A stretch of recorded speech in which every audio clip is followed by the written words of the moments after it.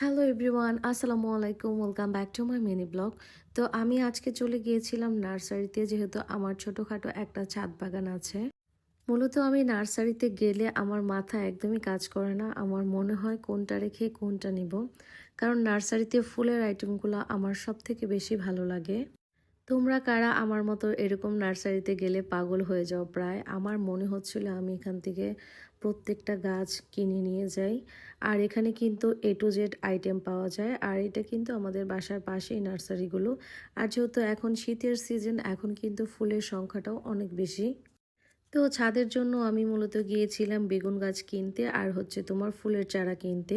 তো গিয়ে দেখি অনেক অনেক ফুলের আইটেম এখানে, প্রত্যেকটা ফুলই অনেক বেশি সুন্দর ছিল। গোলাপের আইটেমটা আরও বেশি জোস ছিল।